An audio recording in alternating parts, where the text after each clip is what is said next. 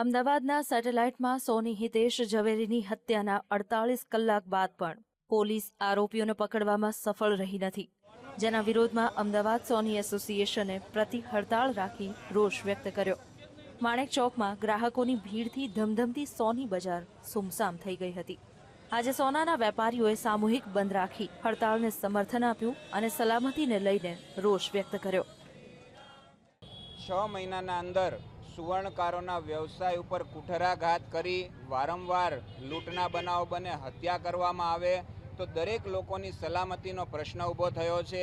ખરીદવા આવનારથી માંડીને દાગીના બનાવનાર કે વેચનાર દરેક લોકોની સુરક્ષાનો પ્રશ્ન આના અંદર છે। જ્યારે સામાન્ય માનવીની સુરક્ષા જોખમાય ત્યારે એને વિરોધ પ્રદર્શિત કરવા માટે અમે આજના બંધનું એલાન આપેલું છે। આજે અમે શિવાનંદ ઝા સાહેબને મળવા આવ્યા હતા, પણ એમના વતી સંજયભાઈ સાહેબ છે એ અમને મળ્યા અને આજે હિતેશભાઈની ઘટના બની એની બાબત અમે ચર્ચા કરી કે પહેલાં ખાલી લૂંટો થતી હતી અને હવે આવી રીતે જે નિર્મમ હત્યા કરવામાં આવે છે એ ખૂબ જ દુઃખદ છે।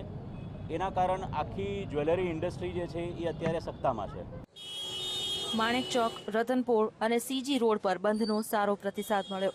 વેપારીઓએ રામધૂન કરીને હિતેશ ઝવેરીને શ્રદ્ધાંજલિ આપી હતી। પંકજ સોની, પ્રકાશ સોની અને હિતેશ ઝવેરીની થયેલી ઘાતકી હત્યા અને લૂંટથી વેપારીઓમાં ભય ફેલાયો છે। સોની એસોસિએશને વેપારીઓની સુરક્ષા માટે અમદાવાદ પોલીસ કમિશનરને આવેદનપત્ર આપી સલામતી માટે રજૂઆત કરી હતી। સોની સમાજ દ્વારા આજે એક આવેદનપત્ર આપવામાં આવેલું। આ પરમ દિવસના જે બનાવ છે આ અનુસંધાને હતો કે આમાં મતલબ ત્વરિત પગલાં લેવામાં આવે અને બીજું કે એક મતલબ આ રીતે સુરક્ષા પ્રદાન કરવામાં આવે જેથી મતલબ બધા બિઝનેસ વ્યવસ્થિત રીતે ચાલી શકે। સોનીઓની હત્યા અને લૂંટના વિરોધમાં થયેલી પ્રતિક હડતાળમાં અમદાવાદ ગ્રામ્યના વિરમગામ, બાવળા, સાણંદ, દેત્રોજ અને માંડલ તાલુકાના સોની મહાજને સમર્થન આપીને વિરોધ વ્યક્ત કર્યો।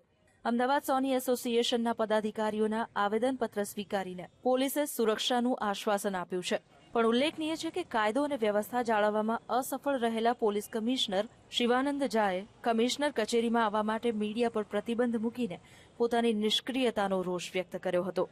કેમેરામેન હરીશ શર્મા સાથે અનિતા પટણી, વીટીવી, અમદાવાદ।